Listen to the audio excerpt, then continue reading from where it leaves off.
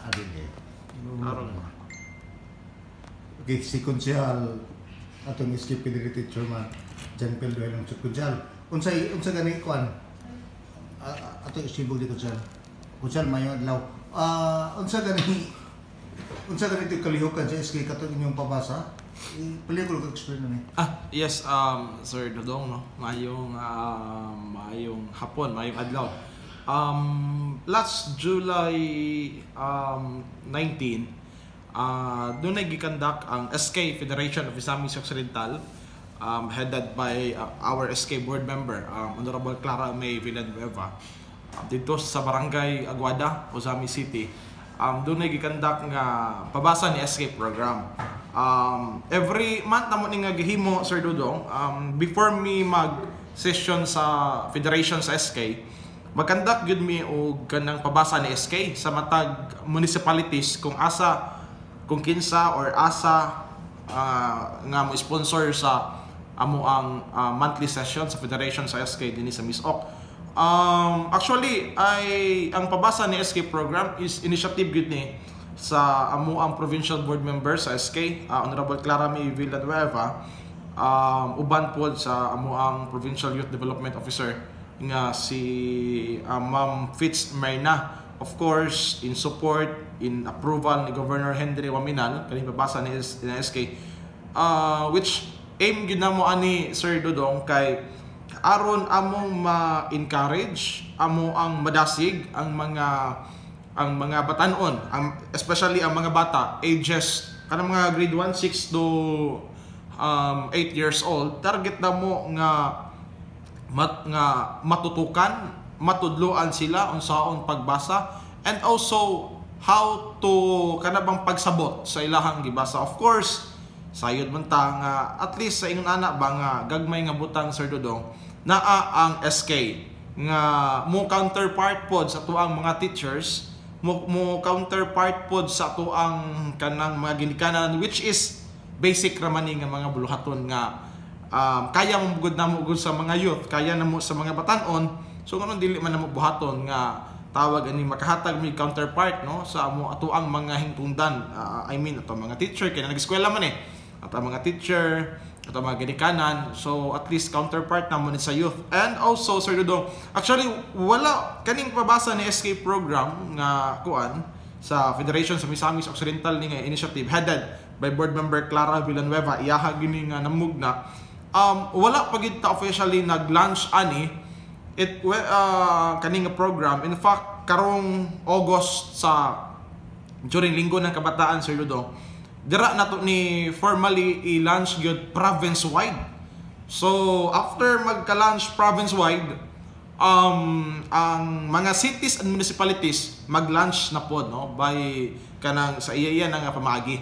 So i-down pagid nato na, i-lower pagid nato na dito gyud sa tuang mga SK officials. So ang mga SK sa matag barangay mao gyud ang magtutok ani nga programa bisan og mga weekends, no, ato ang Saturday, Sunday or any holidays nga dunay time, no, nga at least naapod ang mga SK sa matag barangay nga maglihok pod ani nga programa start sa province. So target po na to ni Sir Dodong nga tawag aning mutabang po tong mga OFOP scholar ni Governor Henry Waminal, Congressman Ando Waminal, ni Mayor Indy Waminal nga mututok po aning programa ha. So mag-officially launch ta na sa province karong August pohon. So kato siya murag masabay tawag ani kani bitaw murag testing sa baga. So every session sa Federation sa Misamis Occidental, mga SK, kung asa mi nga municipalities, asa nga cities ang mag-host sa session meeting sa Federation sa SK sa Misok, dito po ni magkandak og pabasa ni SK program nga initiative ni board member Clara Villanueva og sa ato ang PYDO and Governor Henry Waminal. So ang mao kalihukan sa mga bata, pila lang ba ka adlaw to siya? Actually kuha na to si Sir Dodong, kanang half day ra gyud to siya, no, kanang mubo lang to siya kalihukan. Ang mga bata ato naa sa na-mention naman ako ages to 6 to 8 years old. Ang ato ang participants ato almost 50 ka mga bata more or less. So kadyot ra afternoon dara kanang gitudloan lang how to read, how to understand sa tawag aning sa story nga ilahang gibasa. Also kuan man kanang grabe ka agresibo man ang mga bata sa barangay Aguada, agresibo in terms sa mo participate gid sila, gusto gid sila makat-on kay lagi ting klase na pod, so they want nga tawag aning they want nga ang ilahang self mas more kanang during balik sa klase ba dudong mas more kanang tawag aning sabay term ani tawag aning mas more nga makat-on pagid sila during sa pagbalik sa klase. Kunsel, tuloy ang dito to sa barangay Aguada, last 19 ba to?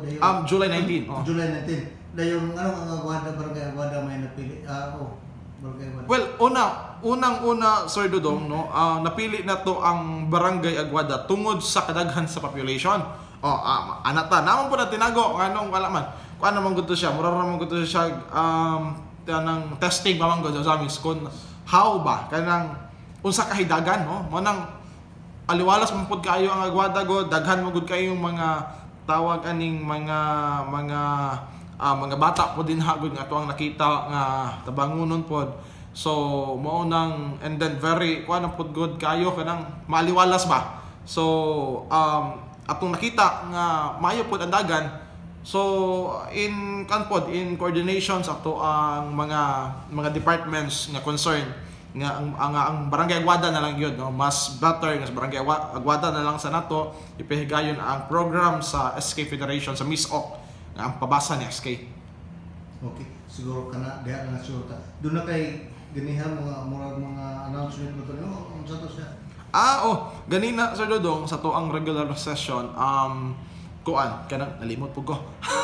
Bitaw, anyway, sa ganina bitaw kidding aside to Sir Dodong ganina kaning tawag aning ato ra man gi-report no kaganina atong July 18 manggod, atong July 18 ang Usami City is natahasan sa kuan kanang tawag aning pag-host sa dinner sa tuang mga bisita. Mga bisita nato nga mga SK board members gikan sa Region 10 and Caraga Region, of course, uban sa mga personal sa National Youth Commission sa Northern Mindanao o sa Caraga Region.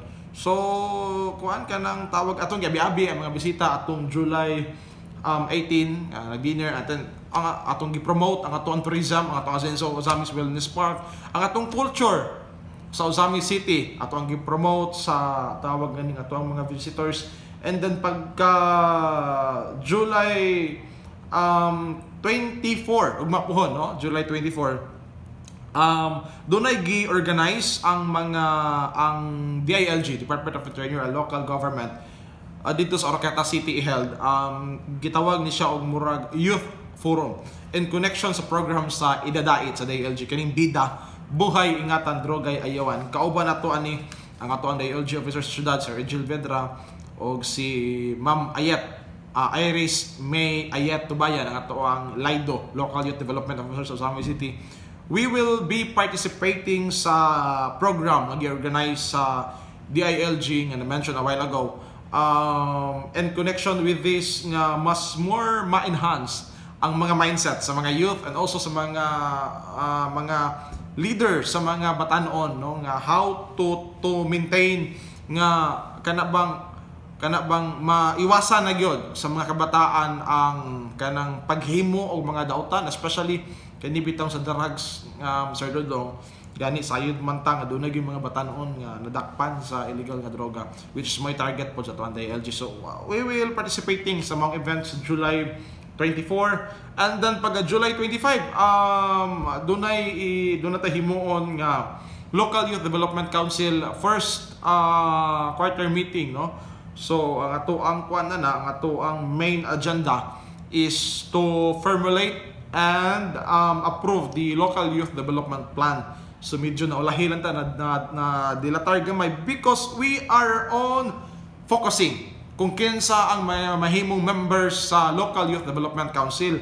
So nangita gitag mga members nga kanang tawag aning ngayan nga mahimong members sa Local Youth Development Council nga magdala usab og tingog sa mga batan-on gikan sa ilang mga respective groups or respective kanang mga sectors kung asa sila gikan. Kay ang members sa Local Youth Development Council, Sir Dudong, is tawag ining composed of any non-government organization man nga which is katubong ato pong madungog yun gikan sa pinakaubos ang tingog sa mga other sectoral nga mga youth. Member nato sa LYDC ang katong mga out of school youth, mga gikan sa mga schools, gikan sa mga kining mga religious nga mga youth nga mga batan-on. So nagtapok manang mag-conduct meeting LYDC karong July 24. So ilahan ni mga president dili tanan mga members. Sa ganin na ito, higayon mo dyan?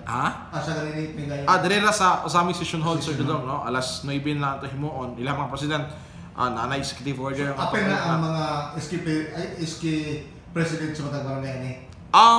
Wala Sir Dudong. Kung ano na siya? Actually, we have 9 members lang sa Local Youth Development Council.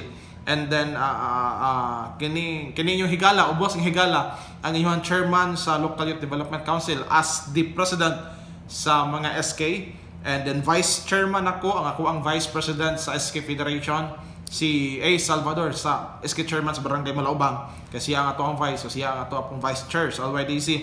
And then we have 9 members, so mo na to ang atong mga 9 members gikan na to siya sa mga sectoral nga mga organization sa mga batan-on. Matong naa dito ang mga gikan sa religious, gikan sa eskwelahan, gikan sa barangay, mga out of school youth, daghang mga organization. So mo atong members ato yung gihasasan atong maayo uban sa suporta sa atuang Mayor Indy Maminal. Gihasasan atong kinsay pwedeng mahimong members sa Local Youth Development Council to formulate sa Local Youth Development Plan. So 3 years plan nga gam-o na to para sa kayuhan sa mga kabatan-onan sa siyudad sa Usami City. So fight kita ni Sir Dudong with the guidance of the Lord. So also pagka July that's July 25, no? So pagka July 26, mo na to ang ato ang quarterly meeting sa SK Federation of Usami City. So mo na ni naana diri ang mga SK chairman gikan sa matag barangay. Ato kumustahon o kumusta ang mga plans and programs sa ilang barangay for almost 8 months, if I'm not mistaken, nga naa sila sa pwesto. Kumusta ang ilahang pagdumala, atong i-update ang ilahang mga na-implement ko mga programs. Of course, the marching order of our good city mayor Indy Maminal, to implement the basic needs sa mga batan-on. Kung sa may mga basic needs sa mga batan-on is kining especially balik ng eskwela, free printing, free Xerox, mga basic nga mga needs, no? Kanang tawag ani kani bitaw may makadungog uban mo ingon nga ano naman na siya kanang tawag aning kanang dali naman na siya. When in fact, man manggod kanang tawag aning di manggod ingon ana kadala, especially sa budget, no? So sa ingon ana nga butang gusto nato nga naa ang SK officials mutabang sa mga batan-on, especially ngadto bitaw sa mga bukid, Sir Dudong. As we all know, asama na ko pod nga anak sa usa ka pobre nga mo trapod nga taga bukid, di gyud dalim kay sayod ta, nagkamahal ang bayad sa print, nagkamahal ang bayad sa Xerox. So we need a tawag ining barangay officials, SK officials to help us the students. So mo na itong himo sa SK. Gusto na itong tutukan na sa SK nga tawag aning implement nga program. And of course also the free wifi program nga gusto na ito kuhaon sa budget sa SK. Lisod siya, pero kung atong paningkamutan, pagitag maagi implement magina. Mo nang atong usa sa itong mga kumustahon during sa meeting, giunsa unsay plano. And of course, aside ana Sir Dudong, usa sa mga hisgutan pohon sa meeting sa SK Federation of Usami City is ang Linggo ng Kabataan. Kay as we all know, dili lang kay by August, buwan ng wika ang atong gisaulog. And also naapod ang Linggo ng Kabataan, which is mandated sa balaod sa Sangguniang Kabataan Reform Act of 2015 nga need conduct ang kalihukan ang mga SK officials sa ilahang mga barangay and also kitapod sa city. So we need to make a program, not only a basketball and volleyball, but a program nga to address kung unsay mga issue nga gisagubang sa mga batan-on, unsay mga kailangan nga tawag ani nga suporta nga himuon sa mga batanon. So gaplano na taana, of course ang barangay pud atong kumustahon kung sa mga plano nila. Dili nato sila kanang tawag aning we will not allow them nga mag-conduct og sports during sa linggo ng kabataan. I mean kaning specific kaning basketball o volleyball. Kay always lang sila magsigig balik-balik ana mga kalihukan. So atong i-change ang mindset sa mga kabatanunan nga dili volleyball o basketball lang, dili magpa-disco lang abi kay linggo ng kabataan, which is mo na nahimong common. And also I would like to grab this opportunity. Salamat sa pag-interview Sir Dudong ha. Kay first time nako ni ma-announce ron nga dili during sa meeting sa August puhon, dili ta musugot nga magpaliga ang mga SK sa ilahang barangay during sa pag-celebrate sa linggo ng kabataan. Dili ta musugot nga magpaliga lang sila o magpa-volleyball lang sila. O especially kaning ML, dili ta musugot ana. So I am urging the SK chairperson to please coordinate sa schools, coordinate sa any organization sa mga batanon sa barangay nga sakop sa inyong barangay. Pangitaa og unsay tawag aning unsay need, coordinate para maka-implement tag sakto nga program during sa linggo ng kabataan. So mo nang ato nang gi-erase ang mindset that also the SK chairpersons during sa meeting dire gyapon ako una ma-announce dito update manggug ka. Mo nang dili pug ko musugot, dili ta musugot nga ang kwarta sa SK gamiton lang para mohatag og jersey sa mga batanon. Which in fact, pagkahuman, wala na. Unsa may mahimo na itong program. Nasayod tang, limited ang program, I mean the budget. So gamito na itong sakto. Dili ta mo sugot nga abi kay ang mga batanon. SK, per jersey naman, no? Kwarta bitaw na sa gobyerno. Atong tarong budget ang kwarta. Kuya, ang budget sa SK gikan ba sa... Yes, ang budget sa SK Sir Dudong gikan sa 10% sa general fund sa barangay. So for example, ang barangay doon na like 3 million general fund, so 10% anak 300,000. So ang 300,000 doon na tay 10 centers of participation nga need budgetan, need mag-allocate og budget para ato. So daghan kayo, so mao nang gamay ra gid kayo ang budget sa SK.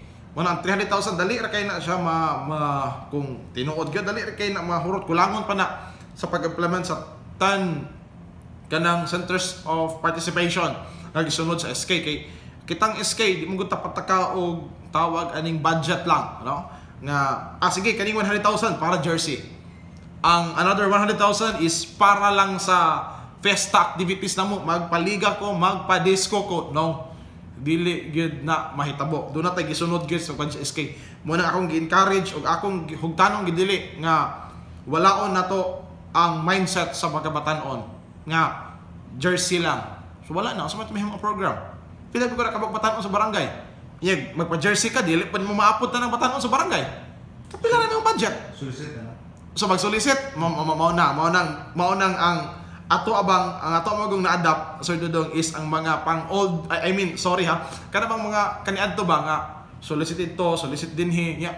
Jersey ramang go din, mura pagsayangan ko sa budget do Sir Dudong. Sigili na akong kwarta, government man na doon na pa sakto unta nga dapat unta mag-allocate og budget. So mo nang I'm urging the SK chairpersons nga gamit na sakto ang kwarta. Gani sa mong barangay kay me as the tawag aning represent sa mga SK chairman focus ako ang barangay. So bisag ako ang mga barangay gani dito ako mga batanon. Magpa-jersey magpa-jersey kay last time doon na jersey. So ako gipasabot mo ni at least during sa mo ang katipunan ng kabataan KK assembly sa mga batanon. So ako gipasabot dito kung nganong dili so ang budget. So at least aware man po sila and then okay man po sila. So ano lang no basta mapasabot at sakto ang ato ang mga kabatanunan. Okay man sila. Kana concern mo napaabot na ngadto sa ato mga SK chairman. Well, karon pag nang Sir Dudong, karon pa meeting namo sa 26. So una gud ang dire nako nasibya sa DXDD through Sir Dudong Bargamento mo nang salamat uptake man kay ni ato ang higala ay nga si Sir Dodong Bargamento, no. So mo nang salamat sa higayon, no, nga atong masibya. Pero aside ana, during sa tawag aning among previous nga mga meeting, ako naman silang gibalik-balik o remind gani doon na tayo usa sa mga SK sa Usamis nga medyo intaas ang ato ang kilay, intaas ang ato ang ilong, ano nga doon ay pa mga sumbong sa iyang kagawad, no, nga mo na wala daw ko na yung SK, and then sige lag baliga mo tong medyo na kwanta gamay mimputi gamay nga to ang buhok, no, na dumagan ang kaputi sa tuang buhok mutong ingkong atong i-stop na iyang paliga kay mo ko nag-permit to sa city, so atong ipadala tag letter ni mayor nga dili na tagag-permit kasi sige lag paliga way nahimo sa barangay. Pero gani salamat lang pud ko kay ako ang mga batch karon nga mga SK, bisan to dunay mga kasaypanan, of course tao man ta, pero they are kuan magud kanang tawag ani kaning kabalo sa pagsulbad, gisolve dayon ang problem kay himamat dayon siya mga SK. So lipay ko sa ako ang mga SK karon, no, nga they are very eager to serve, eager to know more how to serve their constituents, how to serve their fellow youths gikan sila ang mga respective barangay. So medyo singarang abutang usahay gani itong last meeting namo murag medyo mataas gamay ato ang tingog kay namo gi times nga marabag anon ta, so which is normal naman. So lipay ko sa itong mga SK kay grabe pod ako ang batch karon, grabe pod sila ka masinugtanon, masabot gid sila, and then they know how to solve ang sa mga problema. So sa mga SK nako, fellow SK, no, salamat ko sa mga batch karon kay wala ra kayo ilaban sa ulo man. They perform well man gyud sila ang mga barangay. Aduna like kuan sultian lang, okay. Then okay na kanang tawag aning ilang buhaton ug unsay mayo. So lipay ko sa mga batch karon. Okay, Kunsel, naka-scoop kag email, gibawal ba ginato ang dula email? Yes, actually Sir Dudong ang kanimong Mobile Legends, mo manisikat nga dula gud karon. The Mobile Legends wala man gid ni na belong sa tuang participation nga sa kasabatan-on mo nang medyo sayangan ta, especially baga SK chairpersons, SK officials nga magkandak ani nga kalihukan nga gamiton ang budget sa SK, gamiton ang budget sa ni ahang nga budget. Kay after all, mura naman og atong gi-encourage ang ato mga batan-on nga hala sige, dula tag email para mas more nga ma-addict pa tag email. Ana ba? Well, sayod man ta nga ang atong panahon karon is more on gadget na kita, pero ato gyuning kanang tawag aning dili ato i-tolerate ang ato ang mga batan-on. Kung ako magong natanaw, of course, with the guidance ato ang DILG, Sir Edgel Vidra, nag-istorya gid mi bahin ani ni Sir Edgel. Kung maghimot aning kalihukan, after all, unsa may mahitabo sa batan-on? Doon na ba sila nakuha nga maayo nga ani nga programa? Na tawag aning doon na ba sila mga nasulod silang panahon na nga bahin ani ko magpa-conduct ani nga tournament? Wala man.